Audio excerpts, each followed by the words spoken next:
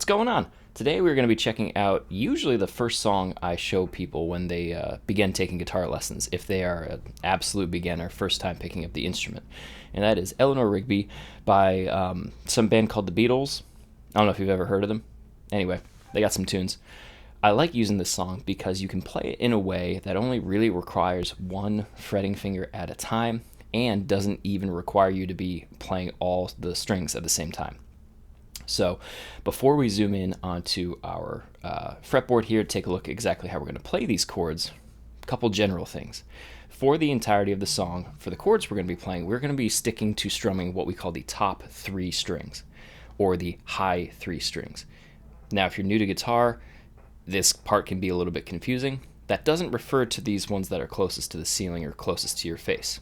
Right? We want to think that we're playing guitar, we're playing an instrument, making music, using our ears. So when we say high or top, we're referring to the sound, and the word for that is pitch. So we're looking at the three strings with the highest pitch, and those are actually the ones when the guitar's sitting upright closest to the floor. Now, a quick trick you can do just to orient yourself better is to lay the guitar flat in your lap, look down at it, and from this perspective you'll see where the top three strings are that we're talking about. It's the three skinniest strings. So I'm going to go through and I'm going to play each one of these, starting with our first string, which is the skinniest one, called the high E, so you can check your tuning to make sure you're in tune. So here's our first string, that's called E.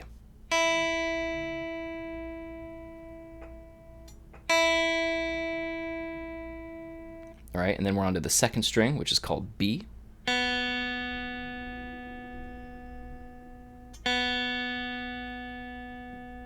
And then finally, the third string, which is G.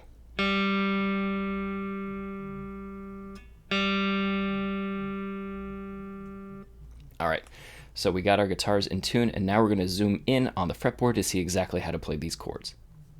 So the first thing we have to talk about is what our strumming hand has to do. As you can see, I'm holding a guitar pick right here. That's what I'm using to strum. If you're just not comfortable doing that yet, or you don't have one, you can absolutely just strum with a finger. What I recommend is getting into the thumbs up posture. So you just make a thumbs up right here. Then you're going to take your thumb and just rest it kind of flat, not pointing down or anything, on that third string so that you can strum down with it like this. Or with a pick, it's going to look something like this. Now, as we're going to be doing this for the entire song, it pays to start getting comfortable and confident with doing that. So the very first thing that you can do, even though it doesn't seem like much, is just practice bringing the pick back to that same starting point on the third string and strumming down.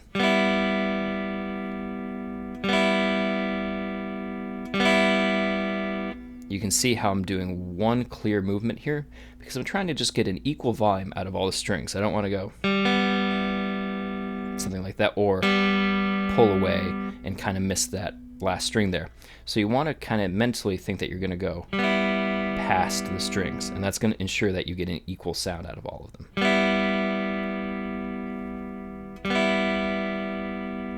Now, luckily for us, the first chord is this. We've already been doing it. When we strum our top three strings together, this is what's called the E minor chord. In music, the word minor tells us that something has kind of a dark or sad kind of a quality to it, and if you listen, you're like, oh yeah, that does kind of sound gloomy. So that's our first chord. We don't even need to use any fretting hand fingers to make that happen. For the rest of them, we will have to take a look at the fretboard. So that was E minor, which, like we said, doesn't require any use of the fretting hand fingers. The other chord we're going to be using most of the time in Eleanor Rigby is the C chord, or the full name C major. Major being the opposite of minor in that it sounds kind of bright or happy sounding.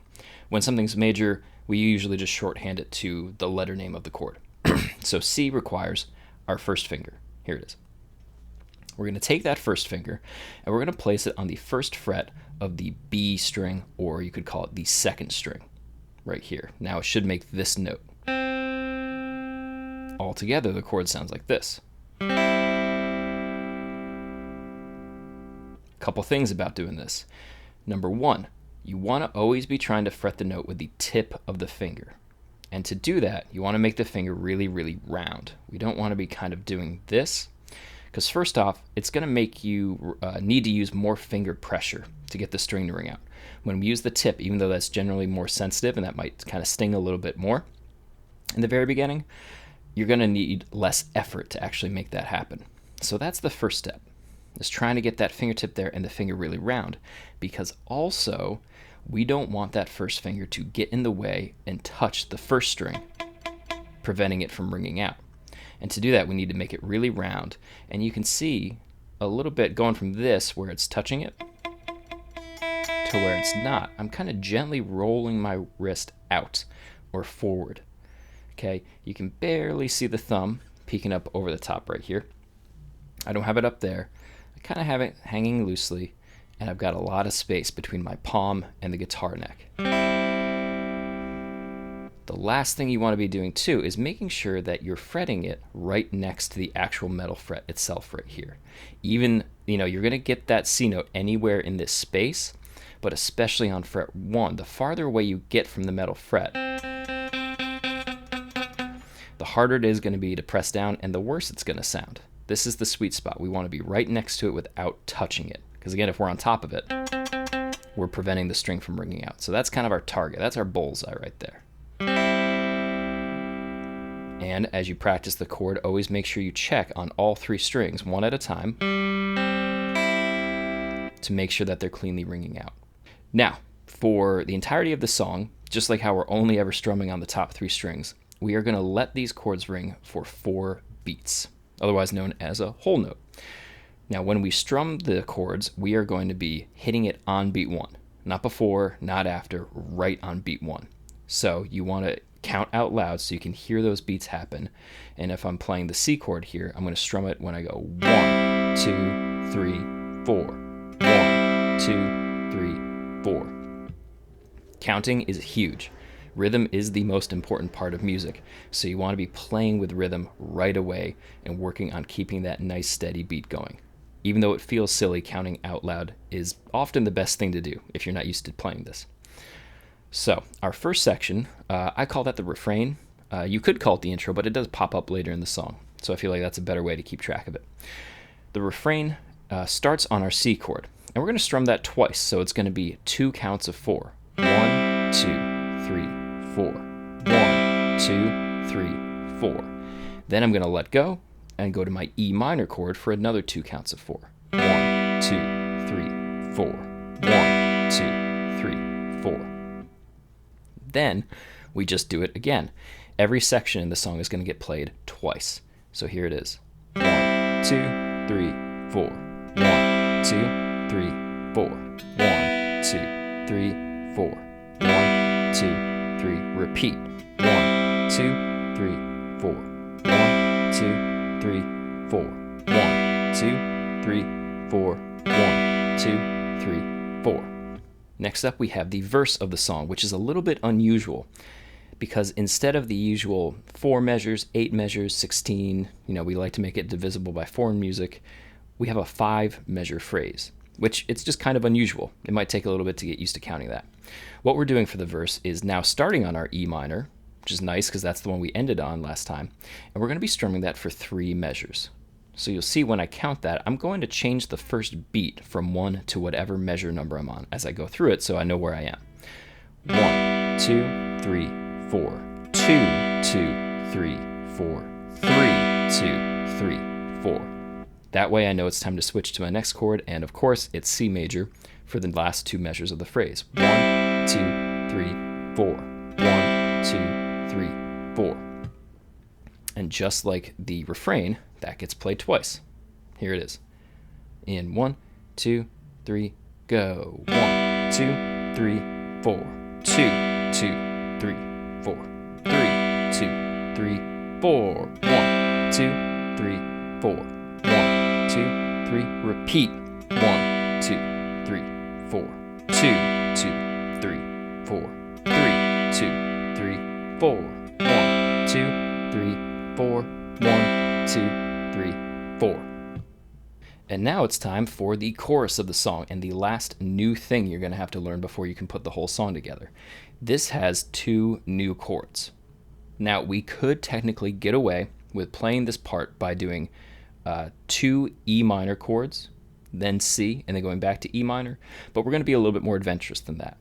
So first up, to start the chorus, we're going to play something called an E minor 7, which is kind of a jazzier, fairly expensive chord, but it's not too difficult to play. What we're going to do is take our third finger this time, and we're going to put it on the 3rd fret of the B string. So the same string we've been fretting for the C chord, we're just going 3rd finger, 3rd fret, and again, making it round using the tip so that all 3 strings ring out, and it sounds like this.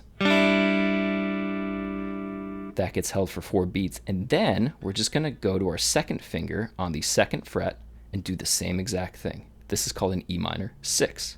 And then the prank I always try to pull on people is I ask them what this chord is that we're going to do next. Like half the time I get them to say E minor 5, but we know that it's just a C chord. And then we let go for the E minor.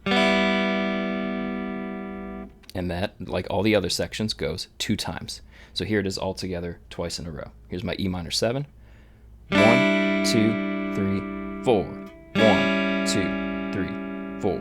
1, 2, 3, 4. 1, 2, 3. Repeat. 1, 2, 3, 4. 1, 2, 3, 4. 1, 2, 3, 4. 1, 2, 3, 4. The reason we're doing this is that if you listen to the track, even though there's actually no guitars being played in the song, there's no guitars, drums, or bass, it's just the string section and the vocals, one of the strings is playing this melody.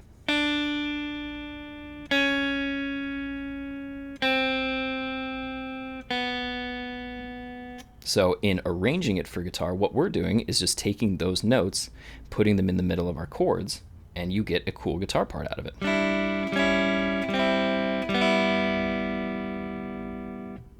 So like I said, those are all of the sections of Eleanor Rigby. Now what you want to do is go through the song and listen to it, and I recommend using the vocals to kind of cue you for which part is which. What it does, which is nice for us, is it goes in the order that we just did in the very beginning. It goes refrain, verse, and chorus. So you want to listen for, the first couple words or the melodies of what are happening later on in the song to identify which part you're supposed to play. It's really great for the active listening part of learning, not just guitar, but any instrument, is you want to start kind of really participating in listening to the song instead of letting it just kind of wash over you there. But enjoy, have fun, and listen to more Beatles.